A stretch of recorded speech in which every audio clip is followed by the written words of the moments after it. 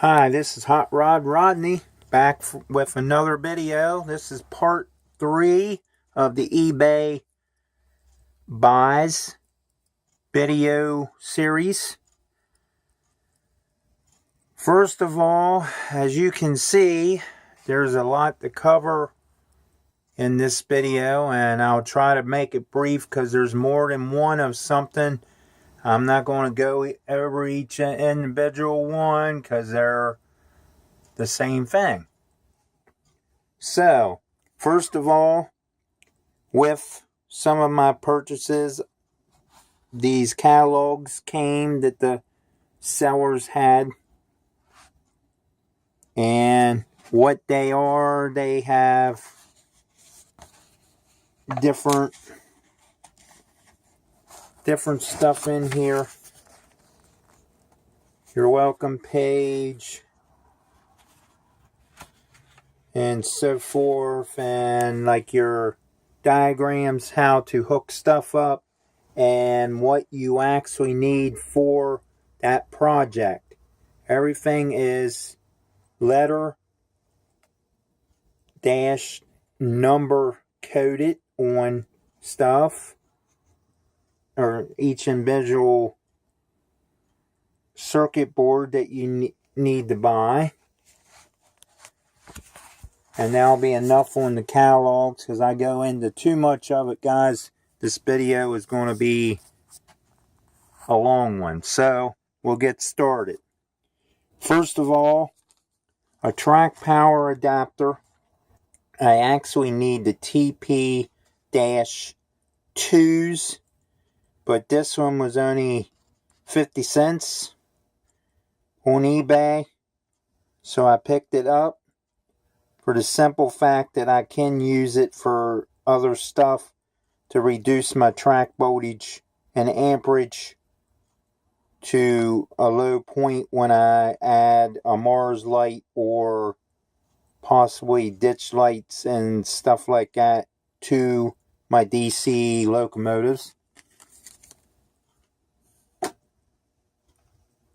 And speaking of ditch lights, I did pick up one pack of those because I'm not too sure how exactly they're going to work. Yeah, I do know you can put them in DC, but you gotta watch the voltage and the amperage and that kind of stuff, because they're LEDs, and of course they're going to flash if you can get them hooked up correctly and get the right stuff to regulate your voltage amperage on your DC transformers. So I have one of those in case I ever decide to do that. Let's go with this. This is another accessory, the AW-2 arc welder circuit, and it has bright blue and yellow lamps, which is LEDs that will flash like you get the flash out of a real welder when it's arcing. So I picked one of those up to try one of those out. I picked up extra opto sensors, and they'll come in handy when I start hooking up flashers and so forth. I can extend my flasher sensors further back and extend the flashing time if I want to a longer run and longer flashes. The next thing I picked up is a power booster, which can be used for some of this stuff, and it boosts your power up to 1 amp off of your track power, I do believe. And, well, or off or on to the, I'm sorry, to the actual circuit boards. It don't use it on your track. I'm sorry.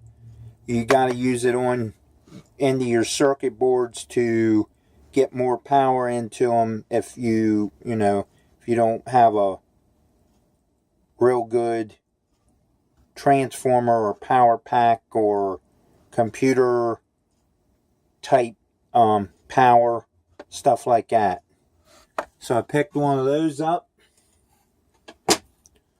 Moving on, and I'm packing this stuff back in the box, guys, as I go, get it out of my way. These was sent to me free by one of the sellers that I got some of this off of, and I did find there was about 8 or 9 different one of these on one lot, and I couldn't believe the actual price of them. The guy, I guess the seller was like a estate or a buyout type seller, and they had like 8 or 9 of different things. Some of them might have been the same, but 8 or 9 different of these things on one lot, and was like $114, which is cheap, guys, because it just one of these alone at my hobby shop, this is what the automatic reverse circuit AR2 actually cost me back a few years ago. And what I use this for is my trolley track, my trolley line. And it just goes back and forth across 2 sensors. It stops, it covers your sensor up, stops the power, and you adjust your power adjustment right there, or your your sensitivity light adjustment right there and there's one over, well, these are your sensor light sensitivity adjusters, and this is your timer. I had to think for a minute what exactly it actually was, but it works pretty good. I had it on our old layout and I had no problem with it. It worked fine with my trolley. So I'm looking forward to getting my trolley hooked back up to it when the passenger level gets put back up someday. Now back to these. These was free, like I said before, sent to me free with the lot of 8 or 9 circuit boards. And what they are, you mount these and then you put your circuit board inside of them. Now, I don't know if I'll actually use these because I used to just take and mount them somehow, but I mean, this is pretty neat. It just looks like a piece of siding type thing that they just cut into pieces, and you just mount it, slide your circuit board in, and you can solder your wires or get the little connections, solders connections, and push right onto the terminals, and you don't have to worry about mounting those any other way. You just put some screws in these, mount the plastic tracks, slide your circuit boards in, you're ready to go.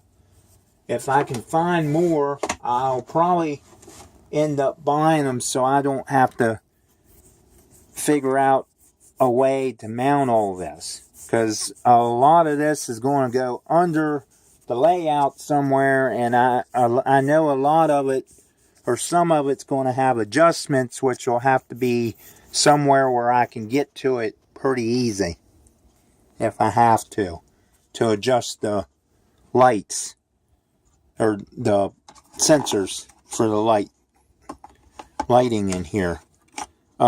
These are called TC-2s. They're turnout alternators, and what they do, they'll flip Atlas switch machines or whatever double pole, double switch, or double pole, double throw. If I can spit that out the correct way, it will throw the dual coil switch machines. Excuse me, guys. But the TC-3 will actually switch your Tortoise switch machines, which is also made by Circuitron. So the TC-3 is for your Tortoises only, because it has, it helps it switch stuff on them, switch the switches on them, your Tortoise switch machine motors for your switches automatically. Geez, I can't talk today. Moving on. I'm not editing any of these videos, guys, so just bear with me. I probably sound weird in some of my videos, but I don't care right now. I'm just trying to get videos out there so I have subscribers supporting my channel. DT-4 is a rolling stock detector, and these are pretty good for when you have trains going through mountains, or UDCC guys can also use them. You can use them for your hidden staging yards and back in the mountains and up incline, declines, and all over the place. You just put the sensors in, wire it up to the circuit board, and each sensor, of course, has your sensitivity setting for your particular lighting in your train layout. And there's 3 of those. I was thinking I had 4, but evidently I only have 3. I'm going to unplug my phone. It just gave me a message. So, moving on. This is a DT-3 grade crossing detection unit, which is for all scales. You can use this with Lionel and different stuff as long as you have a DC input of some kind to go to it. And most of these are for DC hookups, guys.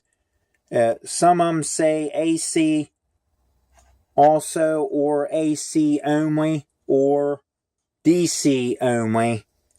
And you gotta watch what you hook them up to, because you will blow them because of your amperage and DC or AC being the wrong circuit.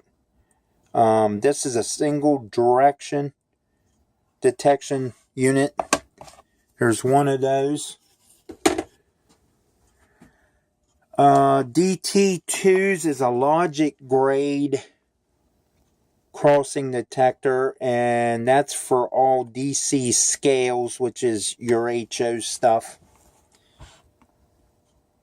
And it's a bi-directional true phototype action irrigated circuit design. and it's for AC or DC input, as long as you know you have the 18 volts only, that you don't blow it up.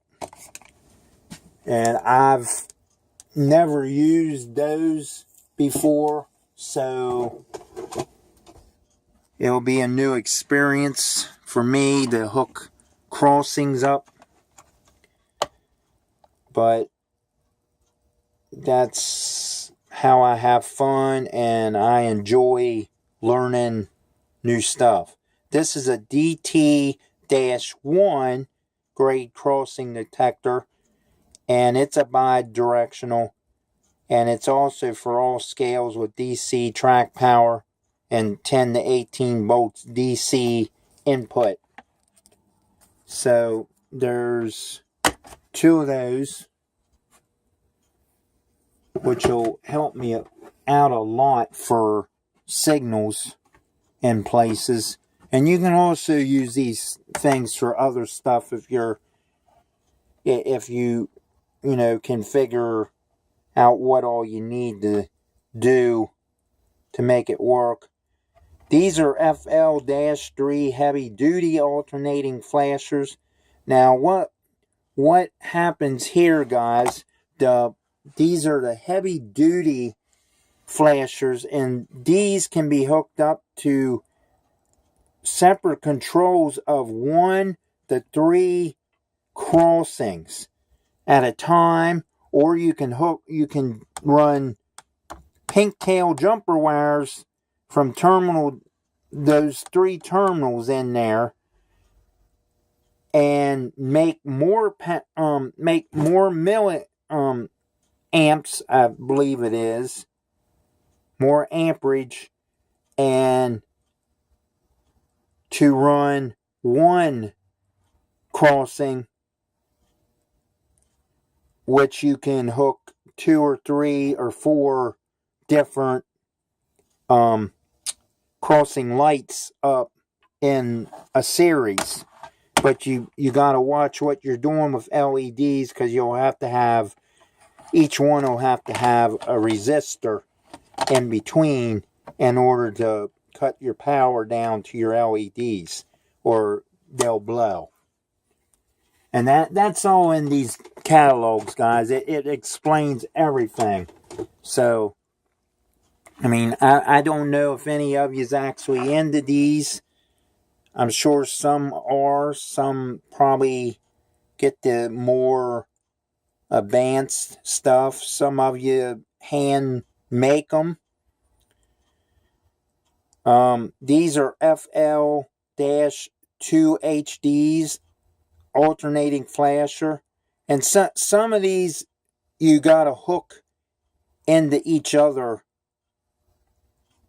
And one's like your detector with your LEDs, and the other one you hook your actual crossing light up to, and you hook this into your detector board, and that's how that works. It all gets wired in a series. One's a detector board with your op sensors, and you hook them into your flasher boards for your crossing lights.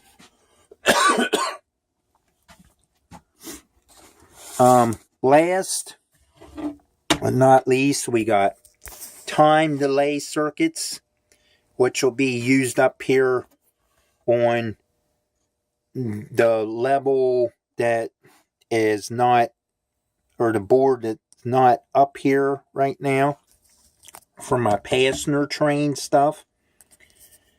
And what I'm going to have is one of these automatic slowdown circuits. So I'm thinking my train's going to come back here below my Lionel train, come around, and it's going to be slowing down with one of these circuits and coming in to wherever my passenger station is, and this will automatically make it stop and re-go back on its merry way. I'm sorry, guys. But other than that, there's 2 of those of the automatic slowdown circuits and 2 time delay circuits. So that's pretty much right now my circuit boards that I will have up and running hopefully in the future. It won't be anytime soon because I quit wiring to go do other stuff. And I'm sure some of you know what that's like. You get tired of working on one thing and you go work on something else. And, you know, that's just how it is. It is what it is. This is a DC old school layout. AC old school layout. And now, since this is part 3, we will have our part 3 mountain update. I've put more different, or tried to get more collar and ground cover in here. And I don't know if I don't think I mentioned this in part 2, like I think I planned to, because my battery had went dead towards the end of the video. But all this ground cover, guys, first of all, the brownish collar right here that looks like dirt, and this ain't a hole, this is a shadow off my light. But right here, this is racetrack dirt that I sifted. Okay. All this up here, over here, this is used coffee grounds that my mom and I have been saving we put it in a pie pan right in the filter and let everything dry out, and she dumps it in a Ziploc bag for me. And I use coffee grounds because they're cheap. They don't cost me nothing. And it's free, you might say. There's also tea grounds. I'm going to guess, like, I'm not sure what kind of tea powder type it was. I don't think it was brewed, but it was something that Mom had, and she was going to get rid of it. And she gave me the yellow stuff that you see right here, which is curry powder. Well, anyway, guys, to make this video make this a little easier for me to explain, everything on top of the racetrack dirt / clay, red clay is what it's actually supposed to be, but it's more like a dirt.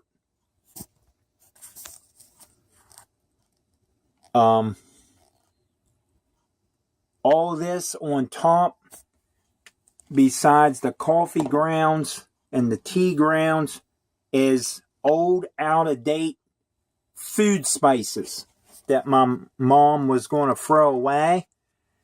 And I had this idea when she was cleaning out the spice cabinet one day.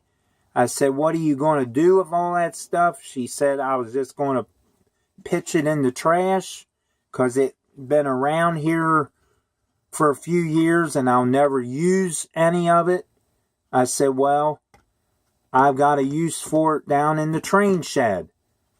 I'll use it for some of it for ground cover for my mountains. So here we are, my first ever actual plaster cloth mountain with race car, racetrack, dirt, and food, spices from the kitchen, and used coffee grounds and some tea grounds or powder mix or whatever you want to call it. I think it looks pretty good. I mean, leave me a comment and tell me what you think. I mean, you know, I think it looks pretty good for my first time. Under here, guys, these rock forms right here is a very old technique that's probably been around for years. Let me get this out of the way so there's not a shadow. But all these hump looking things that look like supposed to be rocks is actually balled up newspaper underneath my plaster cloth. You've got, if you can see it, there's one there, one up right somewhere right here. This one is a couple, like 3 different balls of newspaper. There's one right here. If I can get my finger over at the right spot. Right there. I don't know if that's one or not right there. It might be a small one, or the cardboard might have kind of been in. But this here, I just had an idea. This is nothing more than a piece of cardboard with the ends bent. Then I took a piece of cardboard that wasn't no good, hot glued it on the top, and when I did the plaster cloth, I just went through everything, and I wasn't really planning on a stream or anything coming down this mountain, but I got to looking at it, and it kind of split this way before I filled it in and put this wall in because of the tunnel and the access panel from up above. I wasn't planning on this actually showing up, and this is actually bent cardboard right here, guys.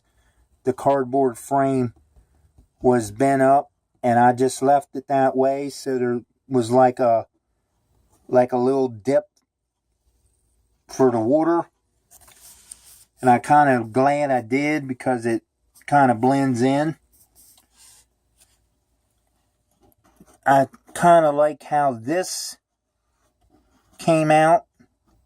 A nice round rock. I'm thinking about poking a little hole in there and getting a little flashing red LED. And what that's going to be is like a little pump. I'm thinking like a little pump house or something right there, and the little light is going to be part of the pump house, only it's going to flash, or I might just get a steady burning LED. I'm not sure yet. I just thought of that idea, and I gotta think a little more on it. But I'm thinking about making this right here some kind of hidden, built-in the mountain type shack or cave or something like that, that's getting the water from the pump house, which there'll be like, I guess, like a spring or something where the water is coming from. So this could even be part of that down below. But it went two different ways, and like I said, I filled it in right here so it wouldn't have a waterfall back there in between the wall and the mountain frame. But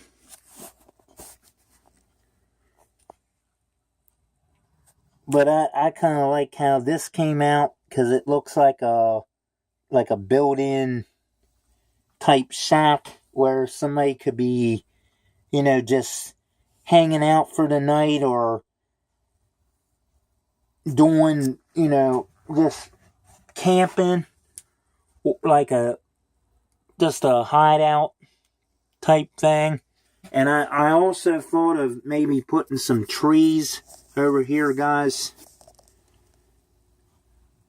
right in this area where whoever might be in here living or visiting or whatever they're doing, they took and put some